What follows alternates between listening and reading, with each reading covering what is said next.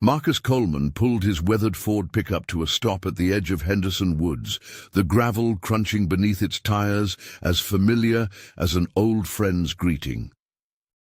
Before we jump back in, tell us where you're tuning in from, and if this story touches you, make sure you're subscribed, because tomorrow I've saved something extra special for you.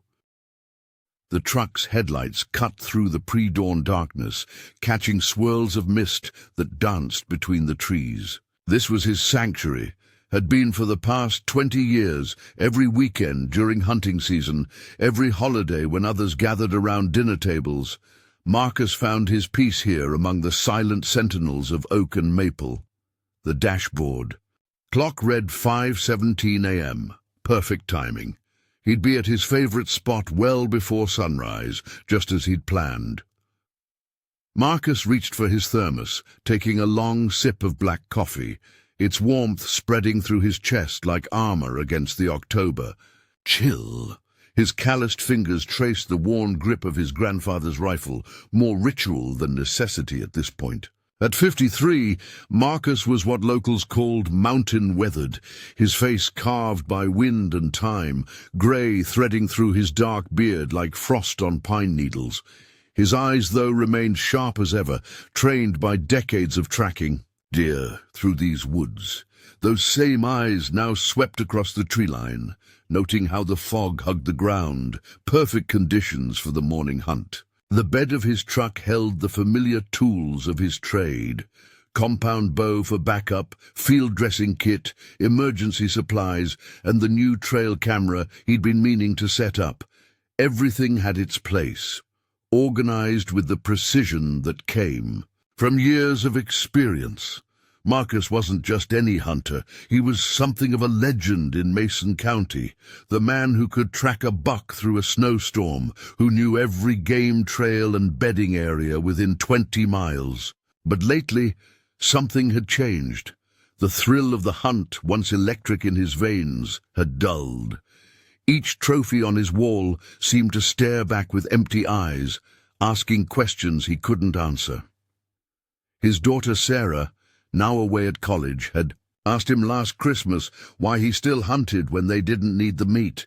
"It's not about need anymore, sweetheart," he'd said, but the words felt hollow even then. Shouldering his pack, Marcus locked the truck and began his trek into the woods. The fallen leaves muffled his footsteps, years of practice making his movement almost silent. The pre-dawn air bit at his exposed skin, but he welcomed it. This was what he knew, what made sense in a world that increasingly didn't. As he moved deeper into the forest, Marcus noted the changes autumn had brought. The maple leaves had turned crimson, the oak a deep bronze. He passed the lightning-struck tree that marked the beginning of his usual route, its split trunk a familiar landmark in the growing light. Something felt different this morning, though. The woods were too quiet. Usually the pre-dawn hours hummed with life, owls making their final calls, early birds starting their songs, small creatures rustling in the underbrush. But today, an unnatural silence hung in the air, heavy as morning dew. Marcus paused, his hunter's instincts buzzing like static before a storm. That's when he heard it, a sound so out of place it stopped him mid-stride. A whimper, barely audible, carried on the wind. Marcus froze, his body automatically shifting into the stillness that had served him so well over the years. He listened, head slightly cocked, filtering out the whisper of leaves and the distant call of a crow. There it was again. Not a deer, not a coyote. Something else entirely. Marcus checked his watch. 5:43 a.m. The sun wouldn't crest the horizon for another 20 minutes, but the growing twilight was enough to navigate by. Against his better judgment, he turned off his planned route, moving toward the sound.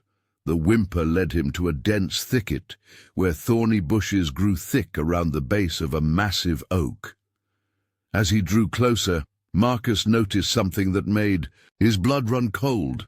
fresh boot prints in the soft earth, too deep to be from a hiker, as if someone had been carrying something heavy. And there, caught on a bramble, a scrap of bright orange fabric, the kind used in hunting vests. But it was what he saw next that made his heart stop.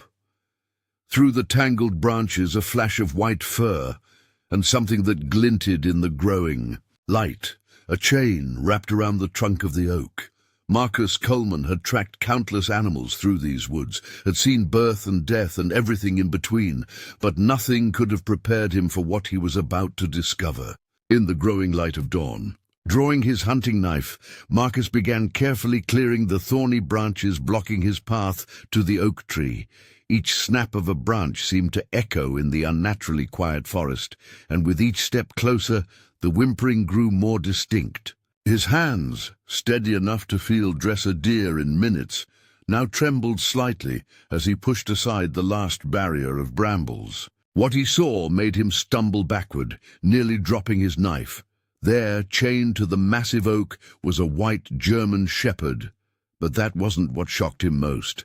The dog's belly was swollen, clearly pregnant, and around her neck was something that made Marcus's blood boil, a heavy logging chain, padlocked so tight it had rubbed the fur away, leaving raw skin beneath. "Jesus Christ," Marcus whispered, his voice hoarse. The dog's head snapped up at his words, her amber eyes meeting his with a mix of fear and desperate hope. She tried to stand, but couldn't. Another chain around her midsection kept her tethered close to the tree trunk. Someone had meant for her to stay put, to stay hidden. Marcus sheathed his knife slowly, knowing any sudden movement might frighten her. "Easy, girl," he murmured, using the same soft tone he'd used with injured deer he'd had to track down over the years.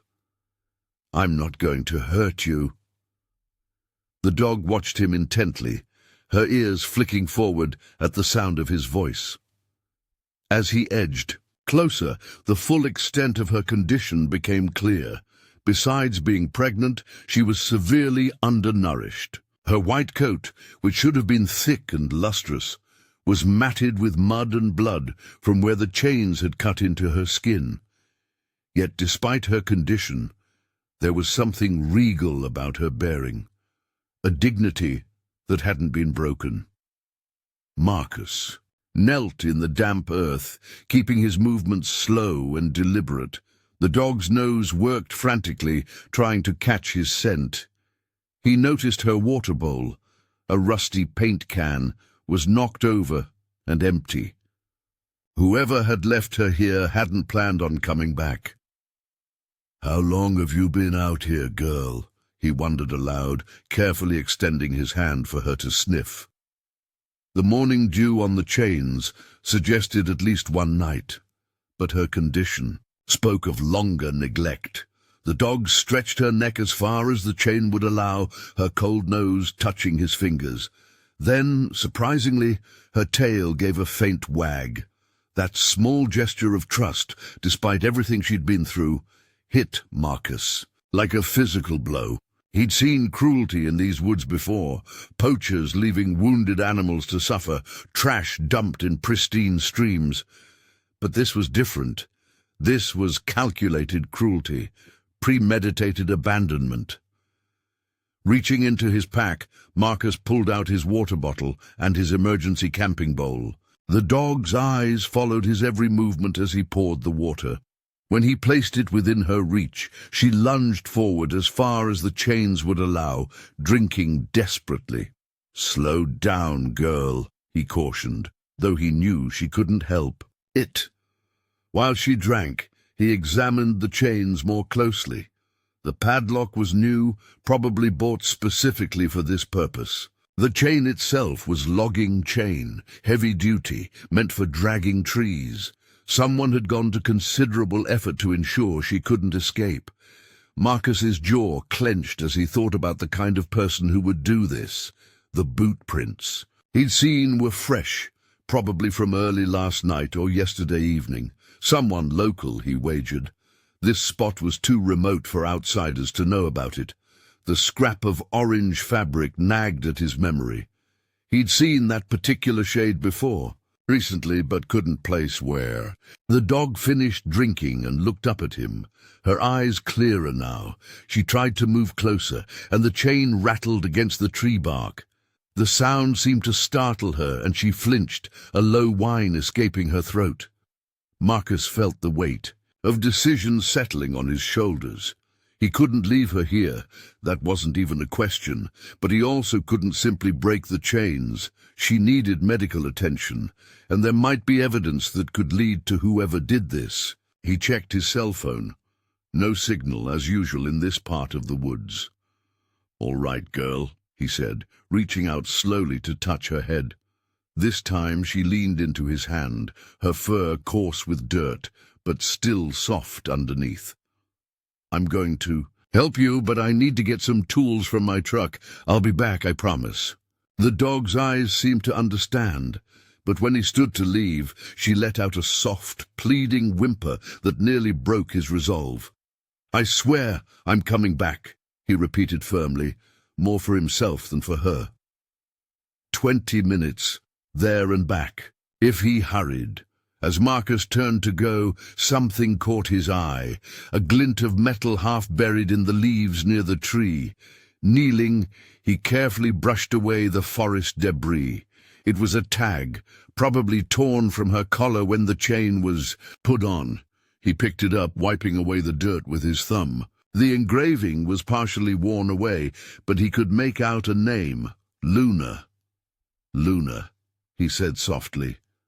The dog's ears perked up, and her tail gave another weak wag. "Hang on, Luna. I'm not leaving you here."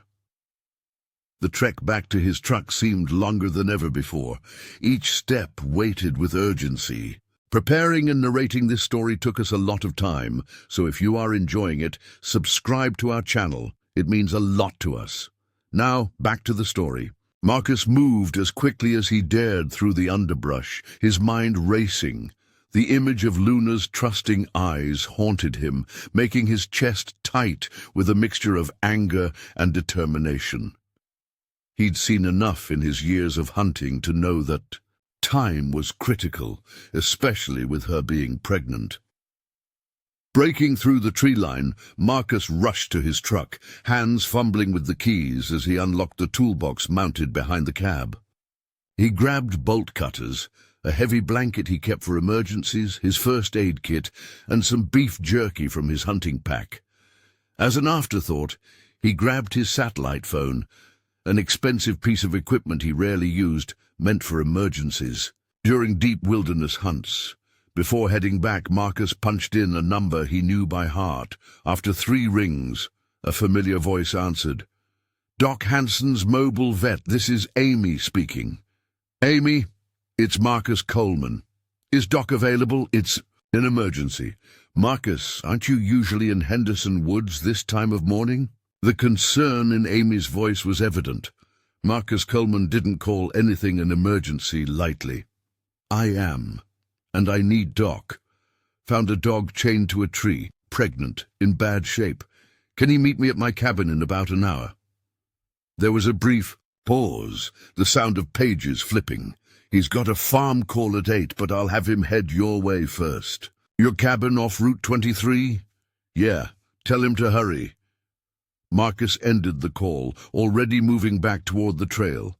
The return journey felt like walking through molasses, his pack now heavy with tools. Every few minutes he found himself breaking into a jog, only to force himself to slow down. A twisted ankle now wouldn't help Luna. The morning had fully broken, sunlight streaming through the canopy, but the woods still held that unnatural silence. As he approached the thicket, Marcus heard Luna before he saw her. A soft whimper that made his heart clench. "I'm here, girl," he called out softly, not wanting to startle her. "Just like I promised." Luna's tail wagged weakly as he pushed through the brambles. She looked even more vulnerable in the full morning light, her white fur dingy against the dark bark of the oak. Marcus set down his pack and pulled out the beef jerky first, offering her a piece. Her nose twitched with interest, but she seemed almost hesitant to take it. "It's okay," he encouraged, holding it closer. "You need your strength." Finally, she took the jerky gently from his fingers, her manners impeccable despite her desperate situation. Another piece of the puzzle. Wherever she came from, she had been well trained. Marcus examined the chains again, looking for the best. Place to cut. The logging chain was thick, but his bolt cutters were industrial grade. The real challenge would be keeping Luna calm during the process. He laid out the blanket nearby, preparing it for when she was free. "This might be a little scary," he warned her, positioning the bolt cutters near the first chain.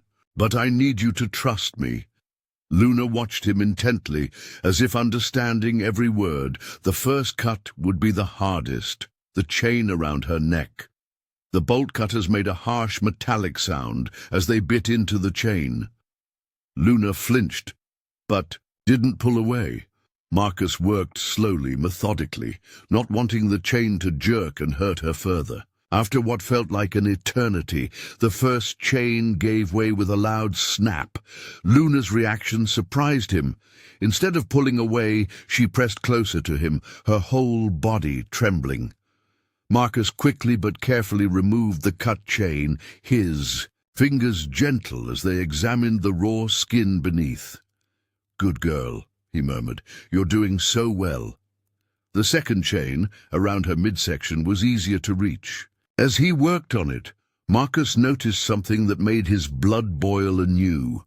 There were old scars beneath her fur, long healed but visible. This wasn't the first time Luna had suffered at human hands. When the final chain fell away, Luna stood. Shakily, her legs weak from being confined. She took one uncertain step, then another, before her legs buckled. Marcus caught her before she could fall, his arms wrapping carefully around her body. He could feel her ribs beneath his hands, and her swollen belly pressed against his chest. "Easy does it," he soothed, helping her onto the blanket. "We're going to get you somewhere safe, but first." Marcus pulled out his phone and took several photos of the scene, the chains, the tree, the boot prints, and the empty paint can. 20 years of hunting had taught him the value of documenting evidence. Carefully, he wrapped Luna in the blanket, creating a makeshift sling. She was heavy, especially with her pregnancy, but Marcus had carried deer carcasses out of these woods before. This burden, though, felt different, precious, urgent, alive with trust and need. As he gathered her into his arms, Luna rested her head against his shoulder, her breath warm against his neck. "I've got you," he whispered, not sure why his voice was so hoarse. "Nobody's going to hurt you again." And in that moment, as the morning sun filtered through the autumn leaves, Marcus Coleman made a promise. Not just to Luna, but to himself. This wasn't just about saving one dog anymore. Somewhere out there, someone thought they could dump their problems in his woods, could chain up an innocent creature and walk away. They were about to learn how wrong they were. The walk back to the truck was grueling, each step carefully measured to avoid jostling Luna. Despite her size, she remained perfectly still in Marcus's arms, as if understanding the precariousness of their situation. The blanket-wrapped bundle grew heavier with each passing minute, but Marcus pressed on, his jaw set with determination. When they finally reached the truck, Marcus's arms were trembling from the strain. He managed to open the passenger door, one-handed, carefully arranging Luna on the seat. She tried to sit up, her training evident even in her weakened state, but Marcus gently encouraged her to lie down. "Rest now, girl," he murmured, watching as she settled into the blanket. Her amber eyes remained fixed on him, as if afraid he might disappear. The trust in that gaze made his throat tight. Marcus had never been one for pets. His lifestyle didn't allow for it. But something about Luna's quiet dignity struck a chord deep within him. The drive to his cabin took longer than usual. Marcus avoided the rutted logging roads, taking the longer but smoother route. Every few minutes, he found himself reaching over to touch Luna's head, reassuring both her and himself. She had dozed off, her breathing shallow but steady, one paw occasionally twitching in her sleep. His cabin came into view just as the satellite phone rang. "Coleman," he answered, already knowing who it would be. "Marcus, it's Doc Hanson. Amy said you found a dog." The veterinarian's voice crackled through the speaker. "Pulling up to the cabin now. She's pregnant, Doc. Been chained. Up in the woods. No food or water. Someone meant for her to die out there." There was a sharp intake of breath on the other end. "I'm 10 minutes out. Get her inside. Keep her warm. Don't give her too much water at once. Small amounts only." Marcus ended the call as he parked. The cabin wasn't much, a one-room structure with a small kitchen and bathroom, but it was solid and warm. He'd built it himself 15 years ago, a refuge from the world that had become more necessary as the years passed. Luna stirred as he opened her door. This time, when he lifted her, she seemed lighter, as if the promise of safety had given him renewed strength. Inside, Marcus laid her gently on the thick rug by the wood stove. The autumn morning had grown chilly, and he quickly got a fire going, the familiar routine of arranging kindling and logs somehow soothing. As warmth began to fill the cabin, Marcus noticed Luna watching his every move. Her tail would wag weakly whenever he looked her way, despite her obvious discomfort.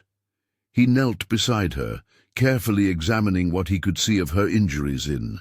The better light. The chain had left a raw ring around her neck, the skin beneath her white fur angry and red. There were older marks, too, scars that spoke of past abuse, yet there was something else about her that nagged at Marcus's instincts. Her bearing, her manners, the way she responded to basic commands. This was no ordinary dog. A truck engine announced Doc Hanson's arrival. The veterinarian was a tall, lanky man with silver hair and glasses that never seemed to sit quite straight on his nose. He'd been caring for the animals of Mason County for over 3 decades, both domestic and wild. More than once, he'd helped Marcus with injured wildlife found during his hunts. "Where's our patient?" Doc asked, stepping inside with his medical bag. His eyes found Luna, and his expression darkened. "Oh, Marcus, this is bad." The next hour was a blur of examination and treatment. Doc cleaned and dressed Luna's wounds, took blood samples, and checked on her pregnancy. Through it all, Luna remained remarkably calm, only whimpering when the examination became particularly painful. "Well," Doc said finally, straightening up with a groan, "she's malnourished and dehydrated, but her puppies seem stable. I'd put her at about 7 weeks along, probably carrying 5 or 6. The chains did some damage, but nothing that won't heal with proper care." He paused, his expression troubled. "But that's not what concerns me most." Marcus, who had been holding Luna still during the examination, looked up sharply. "What do you mean?" Doc pulled something from his pocket, a small scanner. He ran it over Luna's shoulder, and the device beeped. "Just as I thought. She's microchipped." He looked at Marcus gravely. "This isn't just any German shepherd, Marcus.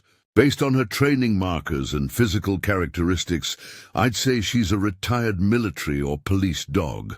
And according to this chip, she belongs to the State Police K9 unit."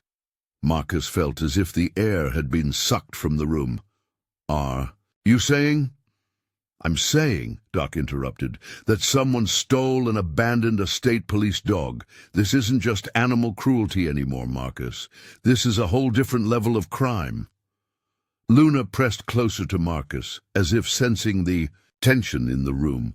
He found himself automatically stroking her head, his mind racing with implications. The boot prints, the orange fabric, the deliberate abandonment in a remote location.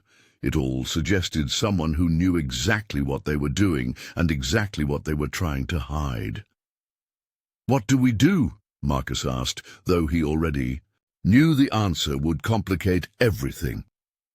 Doc Hansen looked between Luna and Marcus, then sighed heavily. "Officially, I'm required to report this immediately, but—" He hesitated, cleaning his glasses with deliberate slowness. "I suppose my scanner could be malfunctioning. Might take me a day or two to get it fixed, just long enough for someone to do some investigating of their own." After Doc Hansen left, Marcus sat on the floor beside Luna, his mind churning with questions. She had dozed off again, the medication and exhaustion finally overtaking her. In sleep, her face pressed against his leg, as if seeking reassurance that he was still there. The trust she showed, despite everything she'd been through, made his chest ache.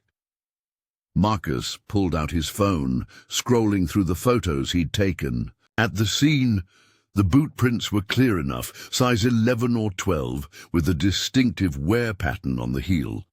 The orange fabric caught his attention again.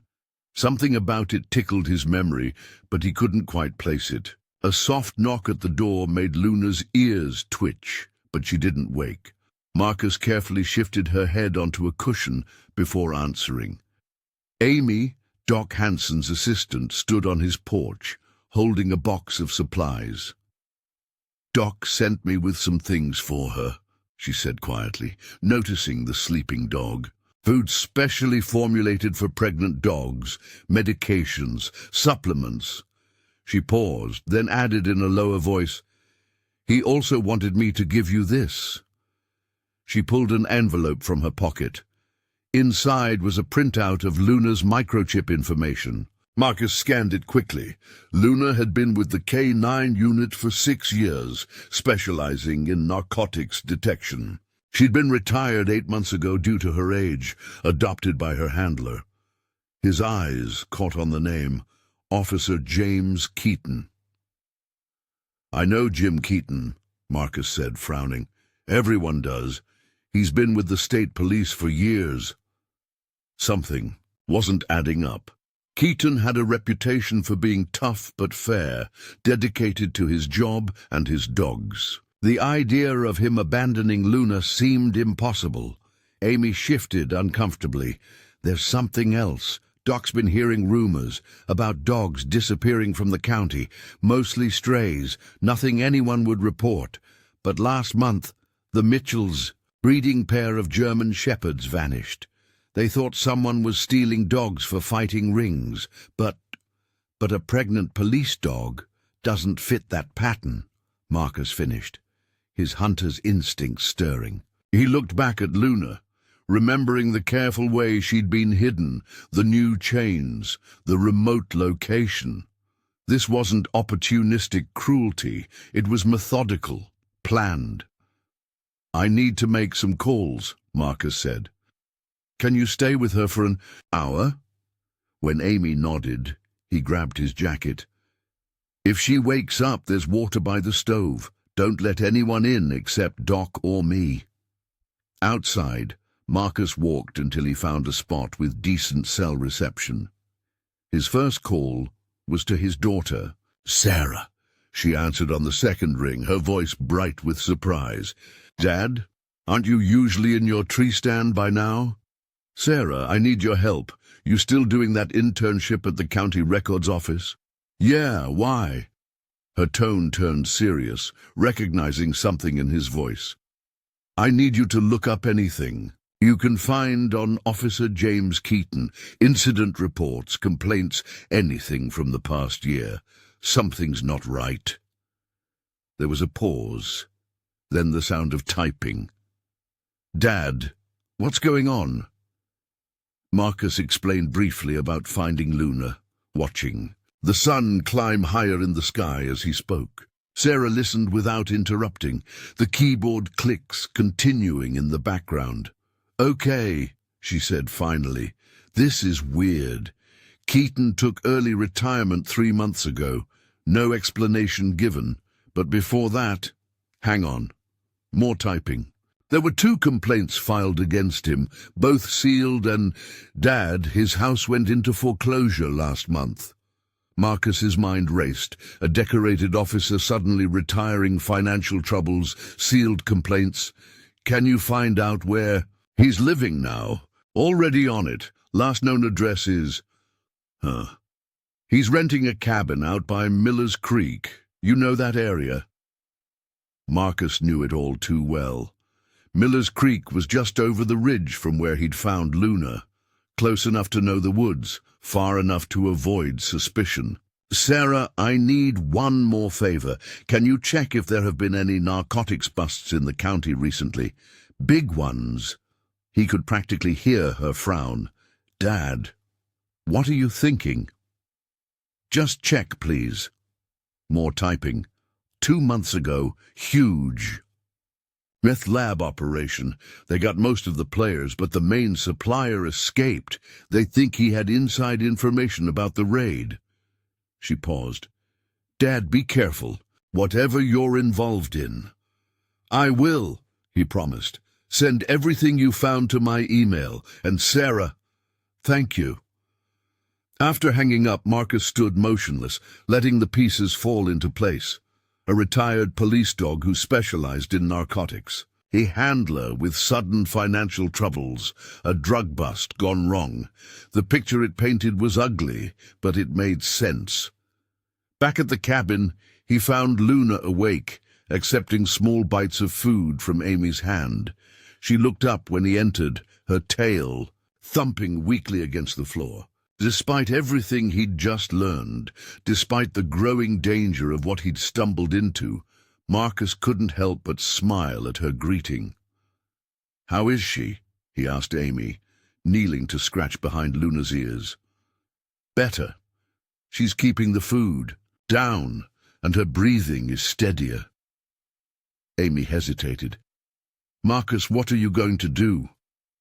He looked at Luna, at the trust in her amber eyes, and felt his resolve harden. "I'm going to find out who did this to her. And then," his voice dropped to a growl, "I'm going to make sure they never hurt another animal again." The next 2 days fell into a rhythm, with Marcus dividing his time between caring for Luna and piecing together the puzzle of her abandonment. The pregnant shepherd grew stronger under his constant attention, her wounds slowly healing, though the emotional scars ran deeper. She startled at sudden movements and whimpered in her sleep, fighting battles only she could see. Marcus converted his cabin's main room into a recovery space, laying down extra blankets and keeping the wood stove burning steadily. Luna followed him with her eyes whenever he moved around the cabin, her tail wagging hopefully each time he glanced her way. Despite everything she'd been through, her gentle nature shone through, especially when Marcus would sit beside her in the evenings, going through the information Sarah had sent. The documents painted a troubling picture. Officer James Keaton's career had been exemplary until about a year ago. Then came the sealed complaints, followed by mounting debts, and finally that abrupt retirement. But it was what Sarah had found in the local news archives that caught Marcus's attention. A series of small articles about missing dogs, each disappearance following a similar pattern. "Look at this girl," Marcus murmured to Luna, who had rested her head on his knee as he worked. "All German shepherds or similar breeds, all taken from remote properties. Someone's been busy." Luna's ears twitched at his voice, but her eyes remained fixed on his face, that unwavering trust still, making his heart clench. A knock at the door sent Luna scrambling to her feet, a low growl rumbling in her throat. Marcus moved to calm her, noting with concern how she positioned herself between him and the door despite her condition. "Easy, girl. It's just Doc Hanson," for your checkup." The veterinarian entered, carrying his medical bag and a grim expression. "Marcus, we need to talk." He glanced at Luna, who had relaxed at the sight of him, but maintained her protective stance. "She's looking better, but that's not why I'm here." Marcus felt his muscles tense. "What's wrong?" "State police were at my office this morning, asking about missing dogs, specifically German Shepherds. They're conducting an internal investigation, very hush-hush." Doc set his bag down slowly. "They showed me a photo of Luna. The cabin seemed to grow smaller, the air thicker." "What did you tell them?" "Nothing yet. Said I'd need to check my records." Doc began his examination of Luna, his movements gentle but his voice tense. "But Marcus, they're going to come asking around here soon. These woods, they're your territory. Everyone knows that." Marcus nodded, watching as Luna submitted to the examination. Her pregnancy was progressing well, her body already showing signs of preparation for the upcoming birth. "How long does she have before the puppies?" 2 weeks, maybe less." Doc straightened up, his face serious. "She needs a safe, quiet place to deliver. Stress could compromise everything at this point." He paused, choosing his words carefully. "But if what I suspect is happening is really happening, nowhere around here is going to be safe for long." Marcus moved to the window, looking out at the familiar woods. The autumn colors seemed muted today, as if reflecting his mood. "You think Keaton is involved in something bigger, don't you? A decorated K-9 officer doesn't just abandon his partner in the woods to die." Doc's voice was hard. "Not unless he's being pressured, or unless she knew something he needed to hide." Luna whined softly, picking up on the tension in the room. Marcus returned to her side, automatically reaching to scratch her favorite spot behind her ears. "The drug bust Sarah found. A narcotics dog would be a liability if someone was rebuilding an operation, especially one who might recognize her old handler's scent." Doc nodded grimly. "And if she was pregnant, well, that would make her easier to track, slower to run.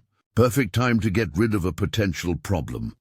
The implications hung heavy in the air. If they were right, this wasn't just about animal cruelty anymore. They were potentially dealing with corrupt law enforcement, drug trafficking, and who knew what else. The kind of people who wouldn't hesitate to silence anyone who got in their way. "I know that look, Marcus," Doc said quietly. "You're planning something stupid." Marcus smiled, but there was no humor in it. "Not stupid. Necessary." He looked down at Luna, who gazed back with complete faith. "She deserves justice, Doc, and if no one else is going to make it happen, just remember, you're not just responsible for yourself anymore." Doc gestured to Luna's swollen belly. "Those puppies are going to need a safe place to be born, and they're going to need you alive to help raise them." The words hit Marcus like a physical blow. He hadn't thought that far ahead, hadn't considered what would happen after the puppies came. But looking at Luna now, he knew he couldn't walk away.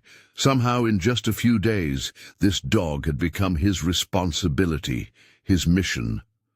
"I'll be careful," he promised, though they both knew the situation was anything but simple. "But I need your help. If I'm right about what's happening, we're going to need proof, and that means I need to start tracking." Doc sighed, reaching for his bag. "Just like old times, eh? You tracking deer, me patching up whatever mess you get yourself into." He pulled out a small recorder. "Start with this. Document everything. If this goes south, we'll need evidence that'll stand up in court." Marcus took the recorder, his weathered hands steady. 20 years of hunting had taught him patience, observation, and, most importantly, how to move unseen through these woods. Now those skills would serve a different purpose. Someone had chosen his forest as a place to hide their crimes. They were about to learn what happened when you angered the wrong hunter. Dawn painted the sky in shades of grey as Marcus prepared for his first day of surveillance. He'd spent the night studying maps of the area around Miller's Creek, marking potential observation points and escape routes. Luna watched from her bed by the wood stove, her eyes following his every movement with quiet concern. "I'll be back before dark," he promised her, checking his pack one final time. Besides his usual hunting gear, he'd added Doc's recorder, a high-powered spotting scope, and his old wildlife camera.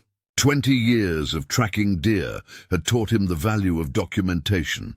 Animals left signs if you knew how to read them. People, he was learning, did too. Luna struggled to her feet, her swollen belly making the movement awkward. She padded over to him, pressing her nose against his hand. The gesture was so trusting, so gentle, that Marcus had to swallow hard before speaking. "You stay here and rest, girl. Keep those puppies safe." He'd arranged for Amy to check on Luna during the day, bringing food and providing company. The pregnant shepherd had grown fond of the vet assistant, though her loyalty to Marcus remained absolute. Even now she looked torn between her need to protect him and her physical limitations. The drive to Miller's Creek took 30 minutes, following winding back roads still shrouded in morning mist. Marcus parked his truck at an abandoned logging trail, well hidden from the main road. From here, he'd hike the rest of the way, about 2 miles through dense forest to the ridge overlooking Keaton's rental cabin. As he moved through the woods, Marcus reflected on how different this felt from his usual hunts. Instead of following game trails, he was looking for human signs, cigarette butts, broken branches at human height, boot prints that didn't belong to hikers. The forest felt different too, as if it understood the gravity of his mission. He found his first observation point just as the sun cleared the horizon, a natural blind created by a fallen oak, offering clear views of both Keaton's cabin and the access road. Setting up his spotting scope, Marcus settled in for a long wait. Patience, he reminded himself, was a hunter's greatest ally. The morning passed slowly. Marcus documented everything. Vehicles passing on the road, smoke from the cabin's chimney, the comings and goings of birds and small animals. Around noon, a black SUV with tinted windows pulled up to the cabin. 2 men got out, one of them unmistakably James Keaton. Marcus adjusted his scope, focusing on the second man. Tall, well-dressed city clothes that looked out of place in these woods. He carried himself with authority, gesturing sharply as he spoke to Keaton. Marcus couldn't hear their words, but the body language was clear. This was not a friendly visit. Through the scope, Marcus could see Keaton's face clearly. The former officer looked haggard, his normally neat appearance disheveled. He kept glancing around nervously, like prey sensing a predator. The well-dressed man pointed toward the woods, toward the area where Luna had been found, and Keaton's face went pale. Marcus thumbed the recorder on, whispering his observations.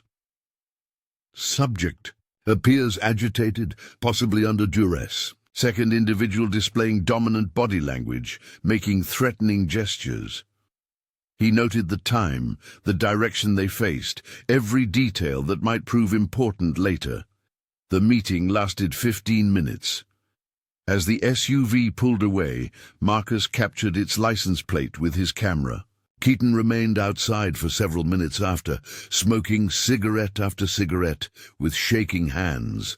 Finally, he went back inside, slamming the door hard enough that Marcus could hear it from his position. Moving carefully, Marcus worked his way closer to the cabin. The ground here was damp from recent rain, perfect for tracking. He found fresh boot prints near where the SUV had parked, expensive shoes, city soles, matching the well-dressed man's appearance. More importantly, he found older prints behind the cabin, near a storage shed. These were work boots, size 11, with that distinctive heel wear he'd seen back at the tree where Luna was chained. Marcus photographed everything, his hands steady. Despite the anger building in his chest, the evidence was mounting. Keaton had been involved in Luna's abandonment. But the question remained, why? What could make a decorated officer turn against his own partner? A sound from the cabin made Marcus freeze. Through a window he could see Keaton pacing, talking on a phone. His voice was muffled but angry. Fragments of words carrying on the wind. Wasn't part of the deal. Can't keep doing this. They'll notice. Marcus stayed until the light began to fade, documenting everything he could. As he hiked back to his truck, his mind pieced together the puzzle. The drug bust, the missing dogs, Keaton's sudden retirement. It all connected somehow, but he needed more proof, something concrete that would stand up in court. The drive home was tense, his thoughts churning with possibilities. When he pulled up to his cabin, he saw Amy's car still parked outside. Inside, he found her sitting on the floor beside Luna, looking worried. "She's been restless all day," Amy reported quietly. "Wouldn't eat much. I think she knew you were in danger." Luna struggled to her feet at his entrance, pressing against his legs with desperate relief. Marcus knelt beside her, letting her check him over, her nose working frantically to assure herself he was unharmed. "It's okay, girl," he soothed, running his hands over her head. "I found him. We're going to make this right." But looking into Luna's trusting eyes, Marcus wondered if he'd be able to keep that promise.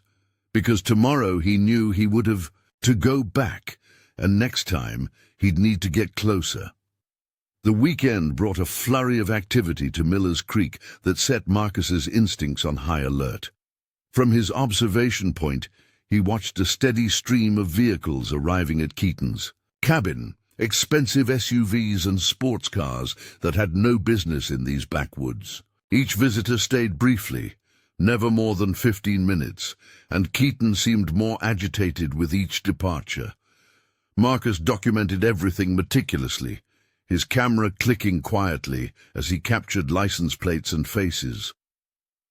The well-dressed man from before appeared twice more, each visit leaving Keaton more disheveled than the last. But it was the last visitor of the day that caught Marcus's particular attention, a local face he recognized all too well. Sheriff Mike Randall's police cruiser pulled up to Keaton's cabin just as the sun was setting. Marcus adjusted his scope, watching as the sheriff emerged, his uniform crisp but his movements betraying tension. This wasn't an official visit, no other deputies, no backup, just Randall alone on a Saturday evening. "Well, this complicates things," Marcus muttered into the recorder.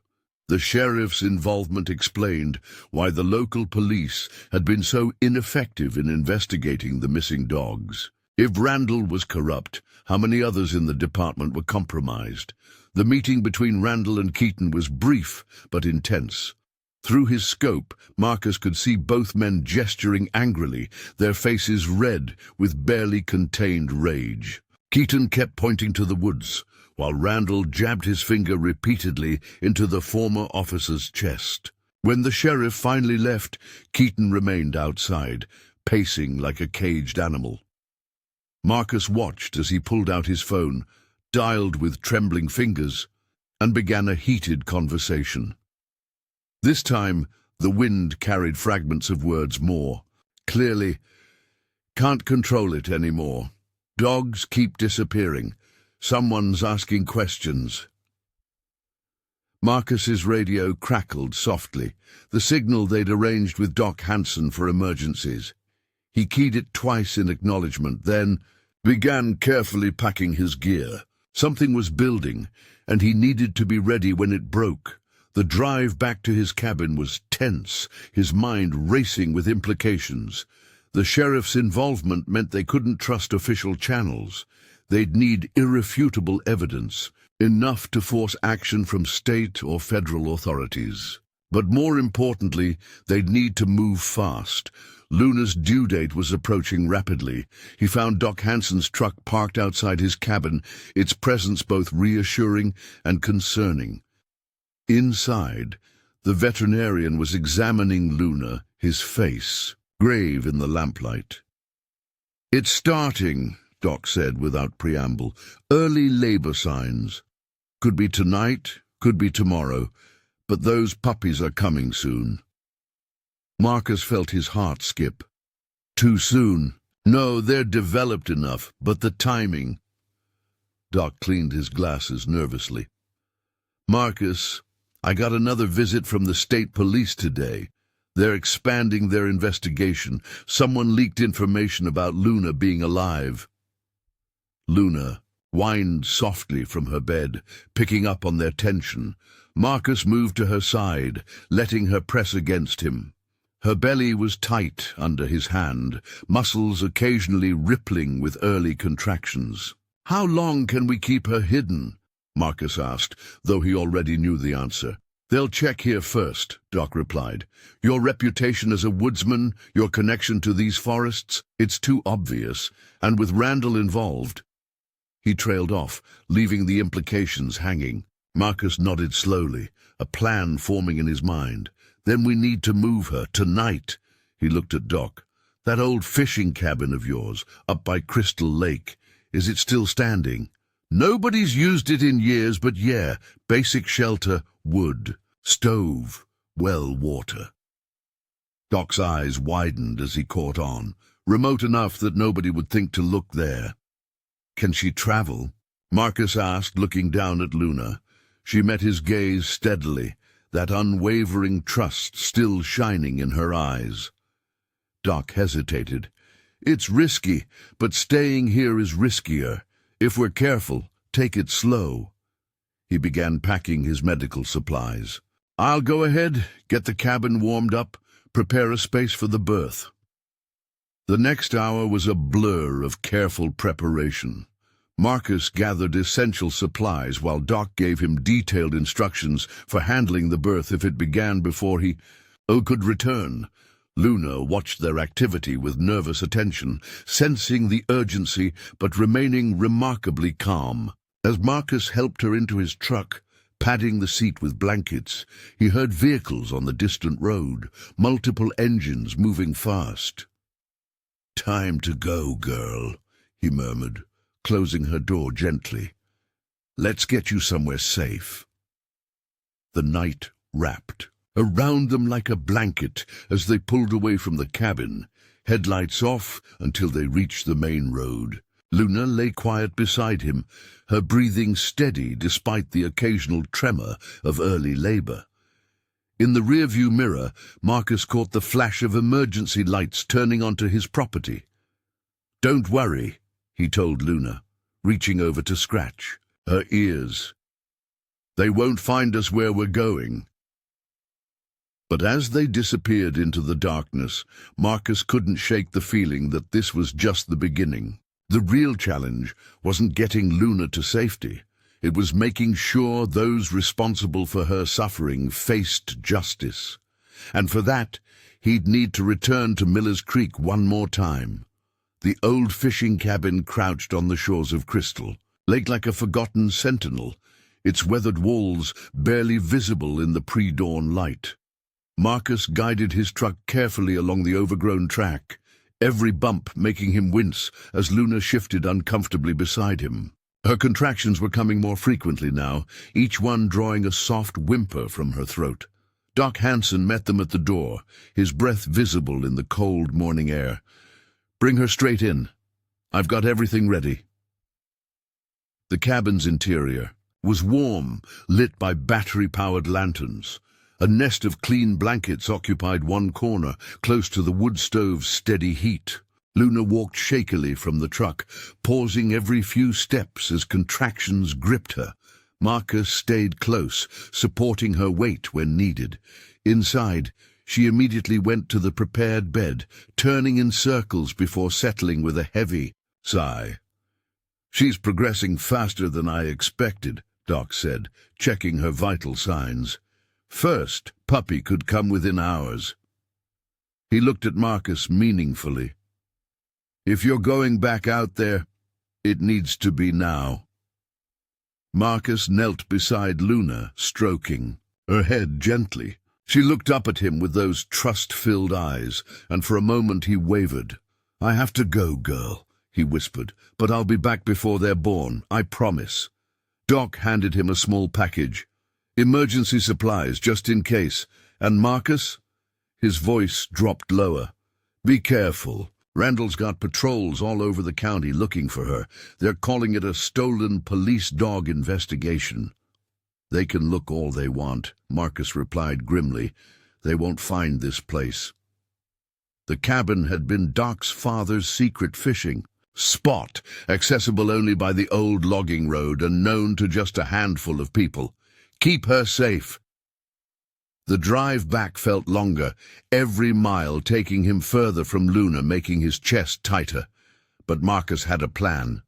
The evidence he'd gathered, photos, recordings, license plates, was damaging, but not enough to force action from higher authorities.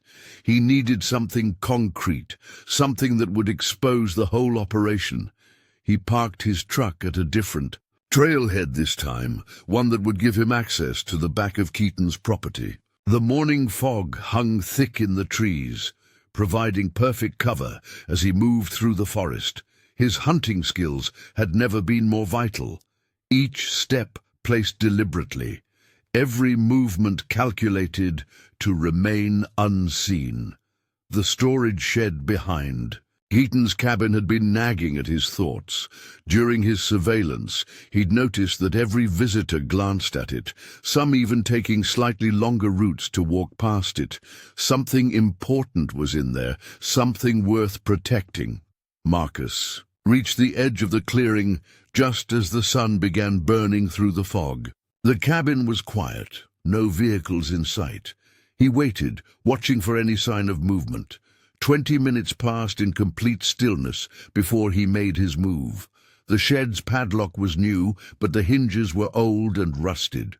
Marcus worked quickly, using skills he'd learned in his youth when abandoned buildings were too tempting to resist. The lock clicked open softly, and he slipped inside, closing the door behind him. What he found made his blood run cold. The shed had been converted into a kennel, with heavy chains bolted to the walls and evidence of recent occupancy. Water bowls, scattered food, fresh straw. But it was the medical supplies that told the real story. Surgical tools, sedatives, and something that looked disturbingly like a crude cesarean section kit. "They're breeding them," Marcus whispered into Doc's recorder. "Using police dogs to create puppies that can be trained for—" He trailed off as voices approached outside. Marcus pressed himself into a corner as footsteps crunched on gravel. Through a crack in the wood, he could see Keaton and the well-dressed man from before. "The situation is out of control," the man was saying, his voice sharp with anger. "First the pregnant bitch disappears, then we lose contact with our buyer in Chicago. If you can't handle this—" "I can handle it," Keaton interrupted, but his voice shook. "The sheriff's got every patrol looking for her. When we find her—" "When? The puppies were supposed to be delivered next week. Do you know how much money we're losing? These aren't just any dogs. They're bred from police bloodlines, pre-trained for narcotic detection. Our buyers pay premium for that kind of pedigree." Marcus's hands tightened on the recorder. Everything clicked into place. The missing dogs, the drug bust, Luna's abandonment. They were running a sophisticated operation, breeding and selling dogs with police training backgrounds to drug traffickers. The voices moved away, But Marcus stayed frozen in place, his mind racing. He had what he needed now, proof of an organized crime operation involving law enforcement. But as he prepared to leave, a new sound froze him in place, the crunch of multiple vehicles pulling up to the cabin. Through the crack, he watched as 3 police cruisers arrived, including Sheriff Randall's. Officers spilled out, weapons drawn. They weren't looking for Luna anymore. Somehow they knew someone had been watching them. Marcus checked his phone. No signal. He was trapped in the shed, surrounded by corrupt law enforcement, with no way to call for help, and somewhere miles away, Luna was preparing to bring new life into the world, trusting that he would return as promised. Marcus pressed himself deeper into the shed's shadows, his breath shallow and controlled. Luna walked shakily from the truck, pausing every few steps as contractions gripped her. Marcus stayed close, supporting her weight when needed. Inside, she immediately went to the prepared bed, turning in circles before settling with a heavy sigh. "She's progressing faster than I expected," Doc said, checking her vital signs. "First puppy could come within hours." He looked at Marcus meaningfully. "If you're going back out there, it needs to be now." Marcus knelt beside Luna, stroking her head gently. She looked up at him with those trust-filled eyes, and for a moment he wavered. "I have to go, girl," he whispered. "But I'll be back before they're born. I promise." Doc handed him a small package. "Emergency supplies, just in case." "And Marcus?" His voice dropped lower. "Be careful. Randall's got patrols all over the county looking for her. They're calling it a stolen police dog investigation. They can look all they want," Marcus replied grimly. "They won't find this place." The cabin had been Doc's father's secret fishing spot, accessible only by the old logging road and known to just a handful of people. Keep her safe. The drive back felt longer, every mile taking him further from Luna, making his chest tighter. But Marcus had a plan.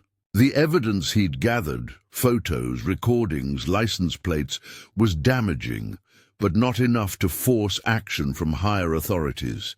He needed something concrete, something that would expose the whole operation. He parked his truck at a different trailhead this time, one that would give him access to the back of Keaton's property. The morning fog hung thick in the trees, providing perfect cover as he moved through the forest. His hunting skills had never been more vital. Each step placed deliberately, every movement calculated to remain unseen.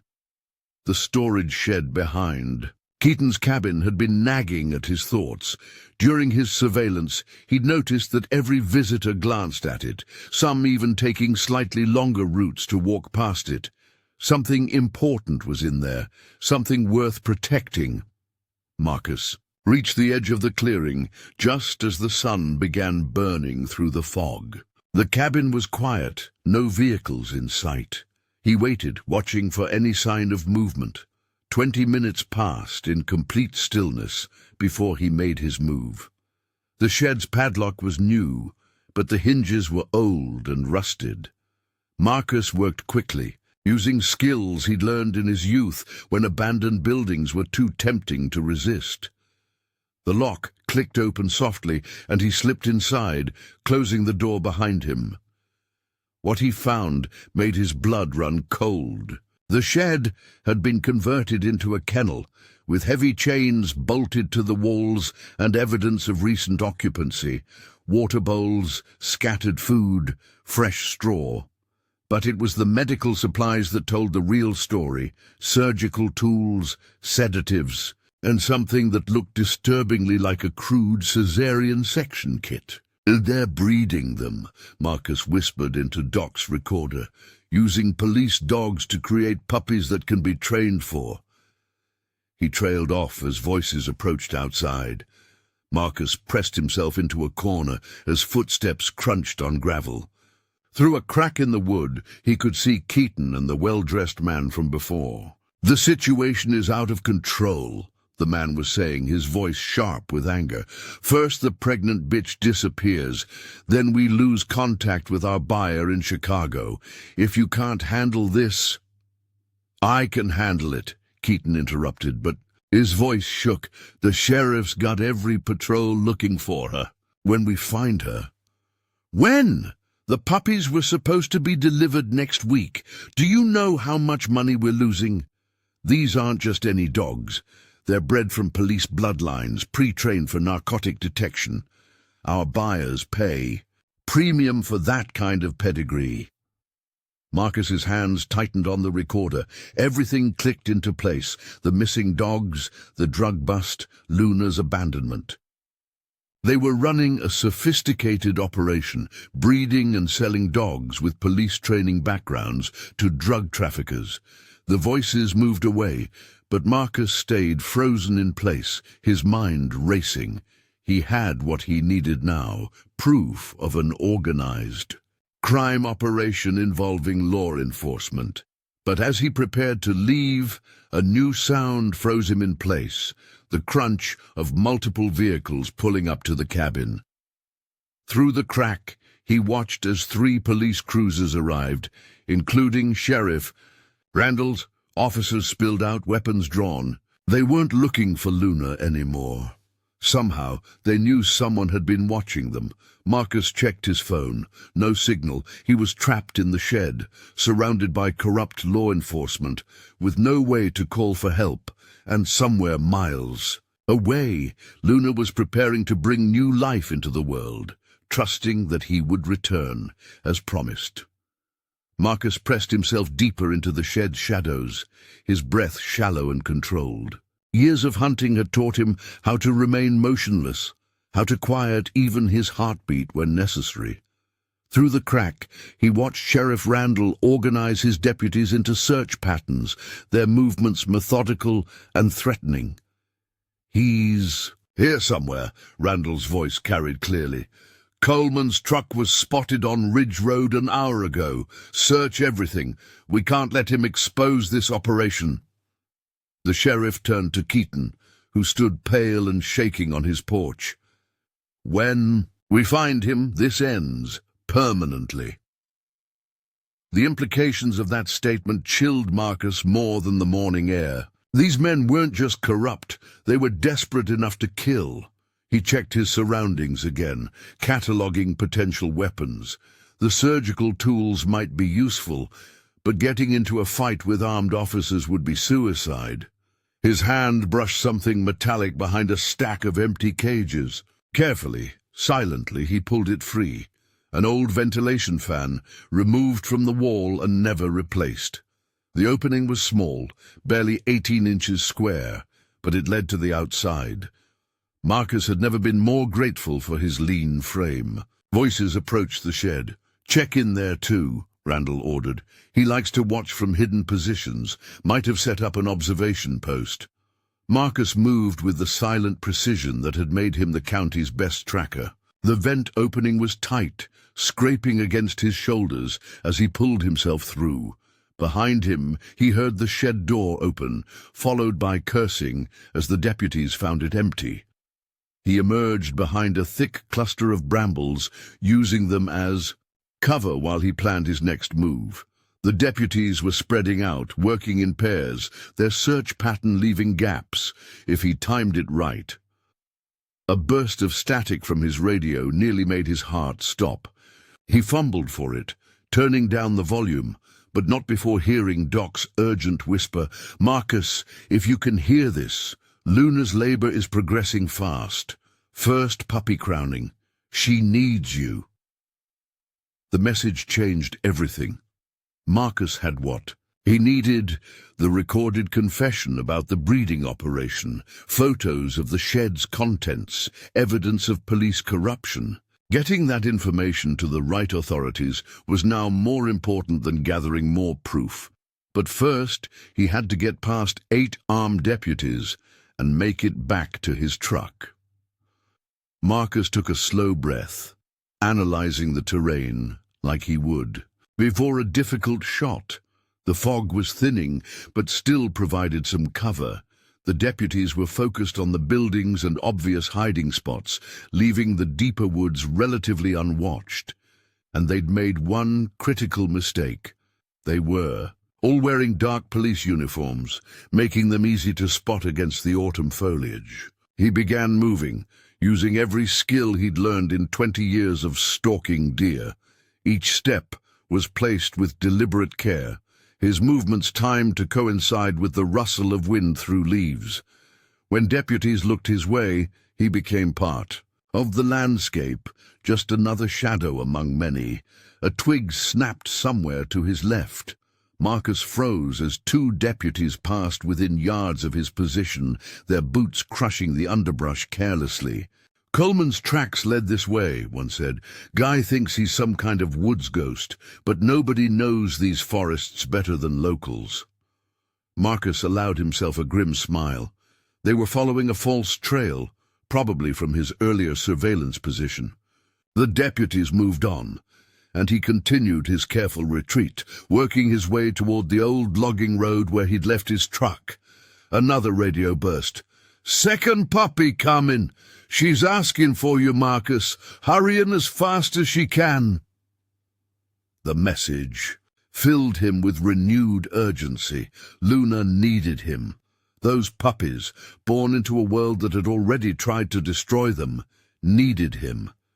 He increased his pace, taking calculated risks, using the sounds of the search to mask his movement. He was halfway to his truck when a shout went up from the cabin. "The shed! Check the vent opening!" Randall's voice carried clearly through the trees, followed by the sound of running feet. Marcus abandoned stealth for speed. They'd figure out his escape route soon enough, and then the real hunt would begin. He sprinted through the forest, using terrain features for cover, changing direction frequently to break up his trail. His lungs burned as he pushed himself harder than he'd run in years. Behind him, he could hear the chaos of the search transforming into an organized pursuit. They'd bring in dogs soon, real police dogs, not just the ones they'd corrupted, for profit. The truck came into view just as he heard the first baying of search dogs.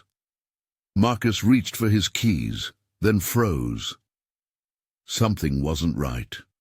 The mirror he'd carefully positioned to watch his back trail was at the wrong angle. He dropped to the ground just as a figure emerged from behind his truck. Sheriff Randall himself, weapon drawn.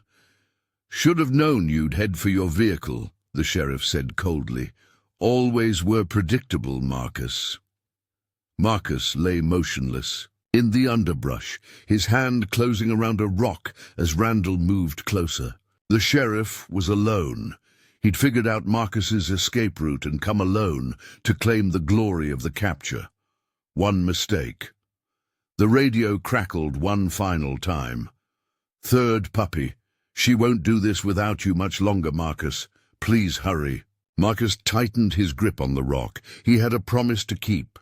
Randall moved forward cautiously, his weapon sweeping the underbrush. "Come on out, Marcus. Let's handle this like reasonable men." His voice carried a false note of friendship that made Marcus's skin crawl. "Whatever you think you've discovered, we can work something out." 20 years of hunting had taught Marcus the value of patience. He remained perfectly still, letting Randall's confidence grow with each step. The sheriff was experienced with criminals in town, but here in the woods, he was out of his element. He wasn't watching his feet, wasn't noting how the birds had gone silent.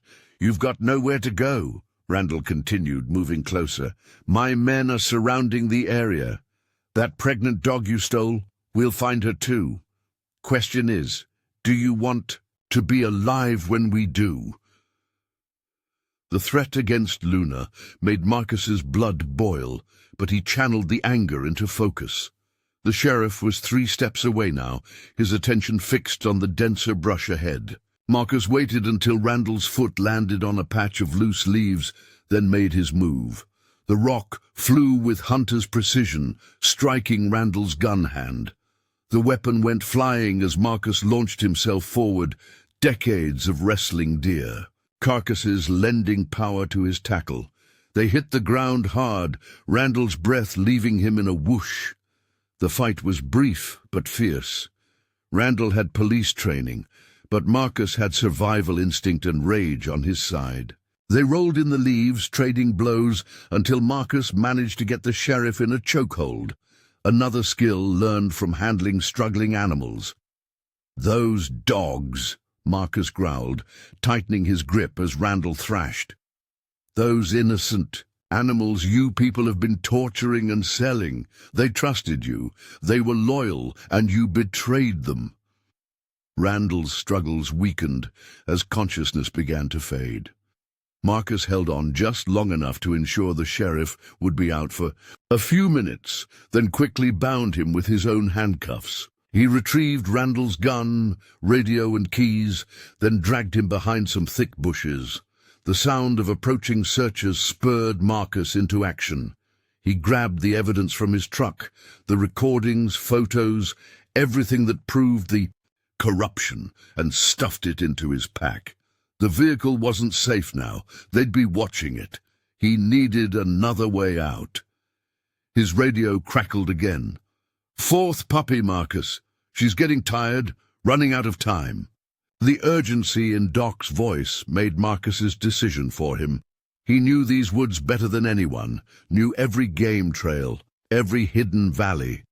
More importantly, he knew something the searchers didn't: the location of his old emergency cache. Marcus moved deeper into the forest, away from the sounds of the search. Half a mile in, he found the hollow tree where he'd stored supplies for emergencies. A satellite phone, first aid kit, and most importantly, the keys to his old dirt bike hidden under a tarp nearby. He'd stashed it here years ago, after 1-2. Many close calls with injured game, never thinking he'd need it for something like this. The bike started on the second kick, its engine sound muffled by the special exhaust he'd installed. Marcus oriented himself quickly. Crystal Lake was 12 miles north through the back country. No roads, all wilderness. But he knew paths that could get him there. Paths no police vehicle could follow. He gunned the engine just as shouts erupted behind him. They'd found Randall. The bike leaped forward, weaving through trees as Marcus opened up the throttle. Let them chase him. In these woods, on this machine, he was a ghost. The ride was punishing, every bump and jump jarring his already aching body. Marcus took routes no sane person would attempt: dry creek beds, narrow deer trails, places that didn't even look passable until you knew the secret way through. The sounds of pursuit faded, replaced by the whine of the engine and the wind in his ears. His radio had gone silent. Too far now for Doc's transmissions to reach him. Marcus pushed harder, ignoring the burning in his muscles, the throbbing of what was probably a cracked rib from the fight. Luna needed him. After everything she'd survived, he wouldn't let her face this final challenge alone. The sun was high when Crystal Lake finally came into view, its waters glinting between the trees. Marcus cut the engine, letting momentum carry him the last 100 yards to Doc's cabin. The old veterinarian burst out the door at the sound of his approach, face lined with worry and relief. "Thank God," Doc started, but Marcus was already pushing past him, moving toward the sound of labored breathing and tiny whimpers. Luna lay in her nest of blankets, surrounded by 4 squirming puppies. Her eyes, glazed with exhaustion, found Marcus immediately. Her tail thumped weakly against the floor as he knelt beside her. "I'm here, girl," he whispered, stroking her head. "I made it, just like I promised." She pressed her head into his hand, then tensed as another contraction gripped her. "One more," Doc said from behind them. "One more to go." Marcus settled beside Luna, letting her lean against him as she had since that first day in the woods. "You can do this," he murmured. "We've come too far to give up now." And as the morning sun streamed through the cabin windows, Luna gathered, her strength for one final push, trusting as always in the man who had become her protector, her partner, her family. The fifth puppy arrived as the sun reached its zenith, a tiny white bundle that made Luna's eyes glow with tired pride. Marcus helped her clean each one, marveling at their perfection. 3 males and 2 females, all bearing their mother's distinctive coloring. They squirmed and squeaked, finding their way to nurse as Luna curled protectively around them. "They're all healthy," Doc announced after examining each puppy carefully. "Strong heartbeats, good weight, she did well." He paused, listening to something outside. "But we can't stay here long. They'll figure out where you've gone eventually." Marcus nodded, though his body ached at the thought of moving again. "I need to get this evidence to someone who can act on it." He pulled out Randall's confiscated phone, showing Doc the photos he'd taken in the shed. "This goes beyond local corruption. They're breeding police dogs to sell to drug traffickers." "Federal matter," Doc agreed, cleaning his glasses thoughtfully. "I might know someone who can help. Remember my nephew, the one who went into law enforcement?" He picked up his own phone, checking the signal. "He works for the DEA now. If I can reach him—" A distant sound made them both freeze. Helicopter. Rotors, still far off but getting closer. Luna's ears perked up and she pulled her puppies closer with a low growl. "They're sweeping the forest," Marcus said grimly. "Won't be long before they check the lake areas." He looked at Luna and her puppies, his mind racing. They couldn't move the whole family, not yet. The puppies were too young, and Luna was exhausted. Doc seemed to read his thoughts. "Go," he said firmly. "Take the evidence, get it to someone who can help. I'll stay with them." When Marcus hesitated, he added, "I'm just a country vet, checking on some newborn puppies. They have no reason to suspect me." Marcus knelt beside Luna, his heart heavy. "I have to go again, girl, but this time it's to make sure you and your puppies stay safe." She looked up at him with complete trust, even as her body curled more, protectively around her newborns. The helicopter sound grew louder. Marcus quickly transferred the evidence to a waterproof bag, including Randall's phone and gun. "If anyone comes, I'll tell them I'm treating a stray that wandered in to give birth," Doc finished. "Been known to happen. Nobody will look too closely at an old man doing what he's known for." Marcus checked his satellite phone's charge, then pulled out the topographical map he always carried. The nearest DEA field office was in Grand Rapids, about 60 miles away. By dirt bike through the back country, staying off main roads, he could make it in 3 hours. "Your nephew," Marcus said, shouldering his pack. "Tell him to meet me at Riverside Park, North End, at sunset. I'll be watching to make sure he's alone." He paused at the door, looking back at Luna and her puppies one last time. "Keep them safe, Doc." "Like they were my own," the veterinarian promised. "Now go, before that chopper gets any closer." The dirt bike started on the first kick this time, as if sensing the urgency. Marcus took a moment to orient himself, plotting a route that would keep him under tree cover as much as possible. The helicopter was visible now, sweeping in a grid pattern over the forest north of Miller's Creek. Just before he kicked the bike into gear, Doc emerged from the cabin one last time. "Marcus, I just got through to my nephew. He says to tell you Operation Echo. He'll know what the evidence means when he sees it." Marcus nodded, gunning the engine. The bike shot forward, weaving between trees as he headed east, away from both the helicopter and his usual territory. Let them search. The areas they knew he frequented. He had other paths, older trails that only the most desperate deer would use. The machine handled beautifully, responding to his slightest touch as he navigated terrain that would stop most vehicles. Marcus had always preferred hunting on foot, enjoying the quiet communion with nature.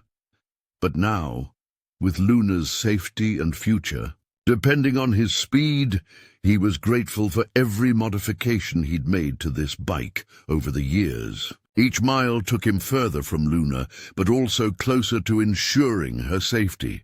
Marcus thought about her puppies, so new to the world, already caught up in a web of human greed and corruption. They deserved better. All the dogs did. The ones still trapped in Keaton's operation, the ones yet to be stolen or bred. The helicopter's sound faded behind him as he crossed into deeper wilderness. Marcus allowed himself a grim smile. Let them search.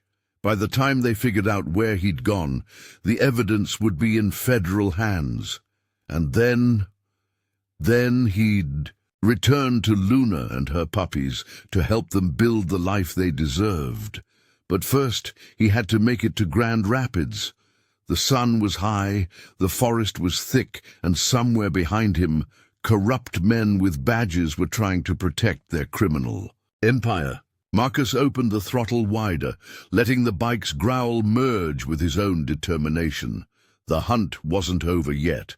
The late afternoon sun cast long shadows across Riverside Park as Marcus watched from his concealed position among the trees. He'd arrived an hour early, using the time to scout the area and establish multiple escape routes. The evidence sat heavy in his pack, each photo and recording a weapon more powerful than any gun. Through his binoculars, he studied every vehicle that passed, every person who entered the park. Most were families enjoying the warm evening, children playing on swings, couples walking dogs. The sight of the dogs made his chest tight, thinking of Luna and her puppies back at the cabin.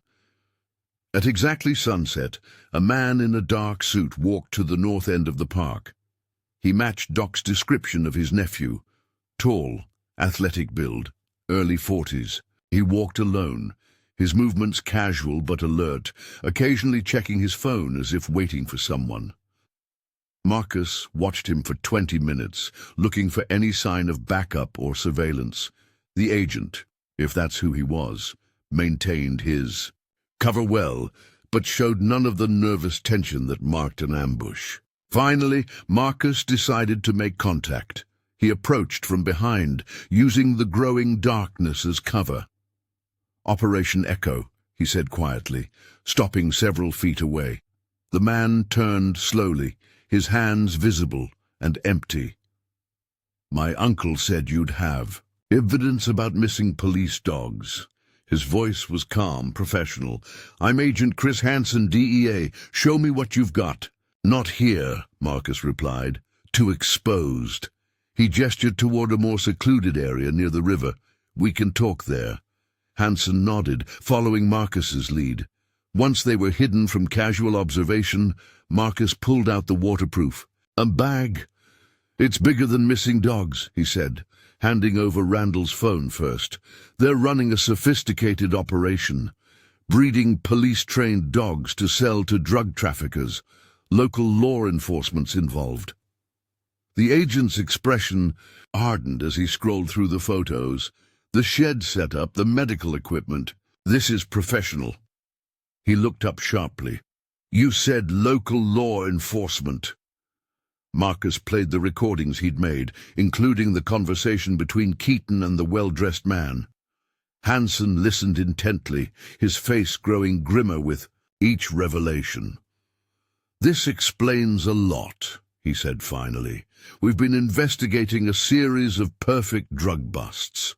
Shipments found with surgical precision, like the dogs leading the searches knew exactly where to look. Now we know why. They're using police bloodlines," Marcus explained. "Dogs bred from proven K9 units, pre-trained for narcotic detection. The puppies are worth a fortune to the right buyers." "And Luna?" Hansen asked.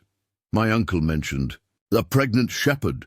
Marcus's hands tightened unconsciously. "She was their breeding stock. When she couldn't handle another litter, they tried to eliminate her, left her chained in the woods to die." He paused, controlling his anger. "She just gave birth to 5 puppies. They're safe, for now, but Randall's got every corrupt deputy in the county looking for them. Hansen straightened. Decision made. This is exactly what we needed. We've suspected police corruption was facilitating drug trafficking in this region, but couldn't prove it. This evidence gives us probable cause for a full federal investigation. How long? Marcus asked, thinking of Luna's vulnerable puppies. I can have a tactical team here by morning.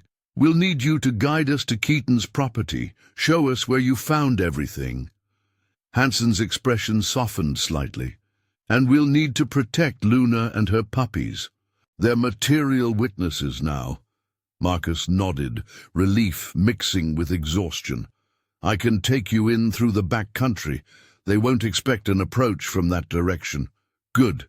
Get some rest if you can. I'll make the calls. Get everything in motion. Hansen paused. You took one hell of a risk getting this evidence, Mr. Coleman. Marcus thought of Luna's trusting eyes, of her puppies nursing peacefully despite the danger surrounding them. Some things are worth the risk. They arranged a meeting point for dawn, then separated. Marcus melted back into the darkness, his hunter's instincts keeping him alert despite his fatigue. The dirt bike was hidden nearby, ready for the return journey to Crystal Lake. As he rode through the night, taking the longest but safest route back to Doc's cabin, Marcus allowed himself to feel the first glimmer of hope. By this time tomorrow, the operation would be exposed. Luna and her puppies would be safe. Justice would be served. But as he approached the lake area, something felt wrong. The night was too quiet. The usual chorus of frogs and insects strangely muted. Marcus cut the bike's engine, letting momentum carry him the last few hundred yards. The cabin came into view, dark and still in the moonlight. No light showed through the windows. No smoke rose from the chimney despite the cool night air. And there, half hidden behind Doc's truck, was a vehicle Marcus recognized, the black SUV with tinted windows from Keaton's cabin. His blood ran, a cold. They'd found them. Marcus abandoned the dirt bike in the underbrush, moving silently through the shadows toward the cabin. His hunter's training took over, every step placed with precision, every sense alert for danger. The black SUV's engine was still warm, suggesting its occupants had arrived recently. Through the cabin's window, he caught movement, flashlight beams sweeping the interior. At least 2 people inside, maybe more. His heart raced as he thought of Luna, her puppies, Doc Hansen. The old veterinarian should have had time to hide them if he'd had warning. A twig snapped behind him. Marcus dropped instantly, becoming one with the forest floor as footsteps approached. The well-dressed man from Keaton's cabin passed within feet of his position, speaking quietly into a phone. No sign of Coleman, but we've got the dogs. 5 puppies, all alive, worth more than we lost with the mother. Yes, the vet's secured. No, he won't be a problem anymore. Marcus's hands clenched in the dirt, rage warring with tactical necessity. He needed to know what he was dealing with before making a move. The man moved toward the SUV, still talking, giving Marcus the opportunity to circle around to the cabin's back door. Through a gap in the curtains he could see Doc Hansen tied to a kitchen chair, his face bloody, but his expression defiant. 2 men were searching the cabin methodically, while a third stood guard over Doc. On the floor nearby was a large animal carrier, soft whimpers coming from inside. Marcus checked his weapons, Randall's gun, his hunting knife, and the element of surprise. Not great odds against 4 armed men, but he'd learned long ago that the forest itself could be a weapon if you knew how to use it. He crept to the cabin's electrical box, using his knife to quickly strip 2 wires. The resulting spark plunged the cabin into darkness, bringing shouts of confusion from inside. Marcus was already moving, years of hunting in these woods, letting him navigate perfectly in the darkness. The back door's hinges had been carefully oiled over years of use. It opened silently as Marcus slipped inside. His eyes, already adjusted to the dark, picked out shapes in the gloom. The guard had moved toward the front window, trying to see what had happened to the power. Marcus struck like a wolf, quick, silent, decisive. The guard went down before he could shout, efficiently subdued with a chokehold. One down, the other. Men were using their phones as flashlights, creating perfect targets of themselves. Marcus used their own light against them, staying in the shadows as he moved through the cabin. The second man went down to a precise blow to the back of the head. The third managed to get off a wild shot before Marcus disarmed him, the bullet splintering harmlessly into the ceiling. "Federal agents, nobody move!" The shout from outside froze everyone. Flashlight beams cut through the windows as figures moved into position around the cabin. Agent Hansen had arrived early, and he'd brought backup. "Drop your weapons and come. Out with your hands up." The command was punctuated by the unmistakable sound of multiple weapons being readied. The well-dressed man burst back through the front door, only to find himself staring down the barrel of his own gun, held by a very angry Marcus Coleman. "I wouldn't," Marcus said quietly. What followed was a blur of activity. Federal agents securing the scene, suspects being cuffed and read their rights, paramedics checking Doc's injuries. But Marcus had eyes only for the animal carrier. Luna was inside, curled protectively around her puppies. When Marcus opened the cage door, she immediately pressed against him, her entire body trembling. The puppies were unharmed, though frightened by all the commotion. "It's okay now, girl," he soothed, checking each puppy carefully.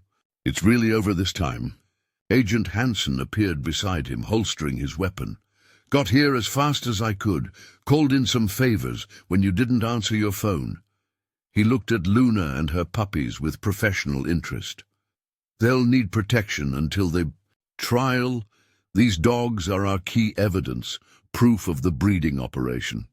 "They're not evidence," Marcus said firmly, still stroking Luna's head. "They're survivors, and their family." Hansen smiled slightly. "Funny you should say that. We'll need someone to foster them during the investigation. Someone who can protect them, care for them, maybe even help train the puppies once they're old enough. Someone who knows these woods and can keep them safe." Marcus met Luna's trusting gaze, saw the same question in her amber eyes. "You mean, consider it a federal witness protection program for very special witnesses?" Hansen handed him an official-looking document. "Congratulations, Mr. Coleman. You're now the licensed caretaker of 6 protected federal witnesses." Doc Hansen, being patched up by paramedics nearby, called out weakly, "Just don't expect me to make house calls every time one of those puppies gets the sniffles." For the first time in days, Marcus felt himself smile. Luna pressed closer, her puppies squirming and squeaking beside her, already settling into their new future. Outside, he could hear the suspects being loaded into vehicles, the sound of justice, finally catching up with those who had thought themselves above it. But here, in this moment, none of that mattered. What mattered was the trust in Luna's eyes, the precious new lives she had brought into the world, and the promise of tomorrow. The hunter had become a protector, and his family had grown by 6 souls who would never know abandonment or betrayal again. The spring sun warmed the front porch of Marcus Coleman's cabin as he sat in his favorite chair, watching Luna supervise her growing puppies. 6 months had passed since that fateful night, and the changes were remarkable. The puppies, no longer tiny and helpless, bounded through the yard with endless energy, their white coats gleaming in the sunlight. Marcus smiled as Storm, the largest, male, attempted to sneak up on his mother. Luna, ever alert, spun around at the last second, sending her son tumbling playfully in the grass. Despite everything she'd been through, she'd proven to be an exceptional mother, firm but gentle, teaching her puppies everything they needed to know about life and love. The trial had concluded last week. Marcus had testified, along with Doc Hansen, about the breeding operation and the corruption they'd uncovered. The evidence had been overwhelming. Keaton, Randall, and their associates were facing lengthy federal sentences. The well-dressed man, revealed to be a major drug trafficker, had turned state's evidence, exposing an entire network of corrupt canine operations across 3 states. But the real victory wasn't in the courtroom. It was here, in the simple moments of each day. In Ghost, the smallest female who loved to sit beside Marcus while he cleaned his hunting gear. In Thunder, who had inherited his mother's intelligence and already showed promise as a future search and rescue dog. In Lightning, Shadow, and Storm, each developing their own unique personalities while maintaining their mother's gentle spirit. Doc Hansen's truck rumbled up the drive, right on schedule, for the puppy's final checkup. The old veterinarian moved a bit slower these days, his injuries from that night having left their mark, but his eyes were bright as the puppies rushed to greet him. "Well," he said, kneeling to examine each enthusiastic puppy, "I'd say our witness protection program has been a complete success." He looked up at Luna, who sat regally nearby, watching her children's examination. "You've done a fine job with them, Mama." Marcus nodded in agreement. "She's taught them everything important. I just provided the space and food." But they both knew it was more than that. The puppies had flourished under the unique combination of Luna's instincts and Marcus's patient guidance. Agent Hansen had kept his word. The cabin and surrounding acres were now officially designated as a protected witness residence, complete with security systems and regular patrols. But the best security remained Marcus's intimate knowledge of the forest and Luna's protective instincts. "Any word on the training program?" Doc asked, completing his examination of the last puppy. Marcus nodded. 3 of them have been accepted. Thunder, Lightning, and Storm will start search and rescue training next month. He watched as the mentioned puppies wrestled in the yard. "Ghost and Shadow will stay here with us. They're more suited to being companion dogs."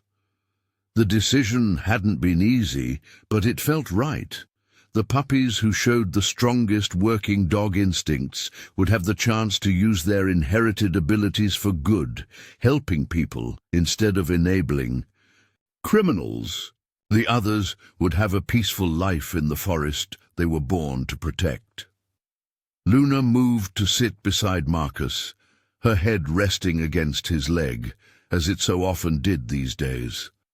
Her scars had faded, though the white fur never quite grew back properly, around her neck where the chain had been, but her eyes were clear and happy, filled with contentment as she watched her puppies play. "You know," Doc said, packing up his medical bag, "when you first brought her to my cabin that morning, I never imagined it would end like this." He gestured to the thriving family before them. "You saved more than just one dog that day, Marcus. You changed everything." Marcus scratched Luna's ears thoughtfully. "She saved me too, Doc. Gave me something more important than hunting trophies to focus on." He paused, watching as Ghost helped her smaller brother Shadow climb onto a fallen log. "Sometimes the best families are the ones we find when we're not looking for them." The sound of another vehicle approaching made Luna's ears prick up, but her tail wagged as she recognized Agent Hansen's car. He visited regularly, officially to check on his protected witnesses, but really to play with the puppies and share updates about the ongoing investigations their evidence had sparked. As the agent walked up, carrying what looked suspiciously like new toys for the puppies, Marcus reflected on how much had changed since that autumn morning when he'd first seen something white against dark bark. He'd gone into those woods looking for deer sign and found instead a mission, a purpose, and a family. Luna pressed closer to him, her warmth a constant reminder of the trust they shared. Above them, a hawk circled lazily in the spring sky, its cry carrying clearly in the clean mountain air. The puppies paused their play to watch it, their inherited instincts making them track its movement just as their mother did. This was their legacy now, not as tools for criminals, but as beloved companions and working partners, each fulfilling their potential in their own way. And for Luna, who had survived abandonment and betrayal to find love and purpose, it was the ultimate victory. She had not only survived, but thrived, passing on to her puppies not the fear and pain of her past, but the strength and love of her present. Marcus looked out over his expanded family, 6 souls who had changed his life in ways he never expected, and felt complete. The hunter had become a guardian, the loner had become a father, and the forest that had once been just his hunting ground had become something more sacred, a sanctuary for second chances and new beginnings. Up next, you've got 2 more standout stories right on your screen. If this one hit the mark, you won't want to pass these up. Just click and check them out. And don't forget to subscribe and turn on the notification bell so you don't miss any upload from us.